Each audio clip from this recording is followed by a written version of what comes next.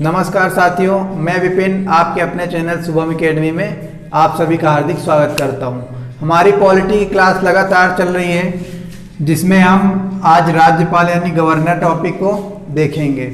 हमने प्रेसिडेंट और vice president को कल कंपेयर करके देखा था, उसी के थ्रू आज हम गवर्नर और कुछ प्रेसिडेंट के जो टॉपिक अपने मिलते जुलते हैं उनको कंपेयर करते हुए पढ़ते चलेंगे।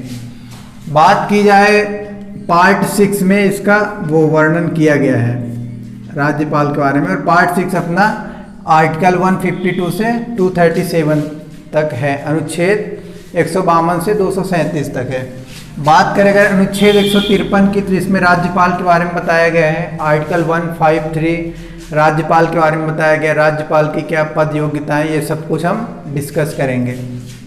7वां संविधान संशोधन किया जाता है 1956 में, जिसमें कहा जाता है कि जो एक राज्यपाल है वो एक से अधिक राज्यों को भी कार्यभार संभाल सकते हैं। जैसा कि हमने अभी ताज़ा अगर एग्जाम्पल देखते हैं तो राज्यपाल की बात की जाए तो अपने मध्य प्रदेश के राज्यपाल लालजी टंडन थे, तो उनके आकस्मिक मृत्यु के बाद आनंदीबेन पटेल जो कि उत्तर प्रदेश की राज्यपाल थी वो कार्यभार संभाल रही थी।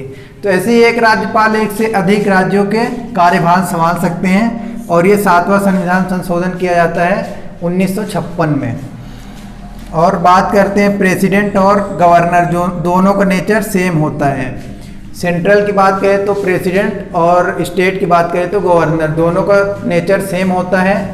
वो सेंट्रल यानी केंद्र सरकार के प्रति उत्तरदायी होते हैं, और गवर्नर राज्य सरकार के प्रति। संघ की कार्यपालिक शक्ति प्रेसिडेंट में निहित होती है, और राज्य की कार्यपालिक शक्ति गवर्नर यानी राज्यपाल में होती है। डी ज्योर यानी नाम मात्र की शक्ति और डी फैक्टो वास्तविक शक्ति, इसमें हम देखते हैं कि नाम मात्र की शक्ति किसके पास होती है और उनकी रियल पावर का यूज कौन करता है। तो डी ज्योर में प्रेसिडेंट के पास नाम मात्र की शक्ति होती है, जैसा कि हमने प्रेसिडेंट टॉपिक में बताया था कि राष्ट्रपति में कार्यपालिक शक्ति निहित होगी, मतलब उनके पास सिर्फ नाम मात्र की शक्ति होती है। ऐसे राज्य में बात की जाए तो गवर्नर के पास नाम मात्र की शक्ति होती है। और वास्तविक शक्ति, इनकी वास्तविक शक्ति का उपयोग प्रेसिडेंट की बात की जाए तो पीएम प्लस काउंसिल मिनिस्टर, प्रधानमंत्री और उनके मंत्रिपरिषद राष्ट्रपति के कार्यपालिक शक्ति का प्रयोग करते हैं। और गवर्नर यानी राज्यपाल की बात की जाए तो उनकी शक्ति का प्रयोग सीएम प्लस काउंसिल मिनिस्टर करते हैं। नाम मात्र की शक्ति तो ऐसे होती है प्रेसिडेंट के पास, प्लस उनकी वास्तविक शक्ति का प्रयोग पीएम प्लस काउंसिल मिनिस्टर करते हैं। और राज्य में देखा जाए तो वैसे कहने को तो वास्तविक शक्ति है उसके पास, गवर्नर के पास, लेकिन इनका उपयोग करेंगे सीएम प्लस काउंसिल मिनिस्टर। वहाँ पे फिर राज्यपाल के पास नाम मात्र की शक्ति रह जाती है, और वास्तविक शक्ति का प्रयोग सीएम प्लस उनके काउंसिल मिनिस्टर करते हैं। अनुच्छेद 155 आर्टिकल 155 की बात करते हैं तो राज्यपाल के नियुक्ति की बात की गई है, और उनकी नियुक्ति राष्ट्रपति द्वारा की जाती है।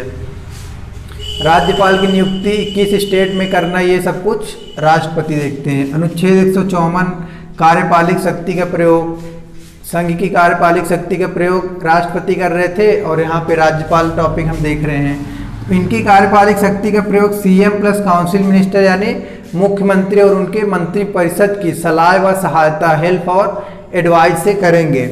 जैसे कि मैंने बताया कि इनके पास नाम मात्र की शक्ति होती है, और इनकी वास्तविक शक्ति का प्रयोग मुख्यमंत्री और उनके मंत्रिपरिषद करते हैं।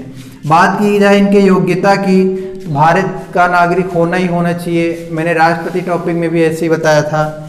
उम्र कम से कम 35 वर्ष होना चाहिए। अभी तक हमने देखा राष्ट्रपति, उपराष्ट्रपति और राज्यपाल तीनों की उम्र 35 वर्ष होनी चाहिए। कई बार ये क्वेश्चंस पूछ लिया जाता है। लाभ के पद पर ना हो, किसी सरकारी लाभ के पद पर ना हो, किसी गवर्नमेंट जॉब में ना हो, या सरकार के किसी लाभ के पद पर ना हो। और बात की जाए सांसद या विधायक ना हो, एमपी और एमएलए ना हो। अगर वो एमपी या एमएलए हैं और उनको राज्यपाल बनना है तो पहले उनको अपने पद से इस्तीफा देना पड़ेगा, उसके बाद फिर वो इसमें बन सकते हैं राज्यपाल। तो राज्यपाल टॉपिक में हमने आज यहाँ तक कवर किया है, उसके बाद आगे का टॉपिक कल देखते हैं। राज्यपाल में लगभग एक दिन के लिए और क्लास बची है, और जिनने चैनल को सब्सक्राइब नहीं किया वो कृपया चैनल को सब्सक्राइब कर लें। आप सभी को बहुत बहुत धन्यवाद। जय हिंद, जय भारत।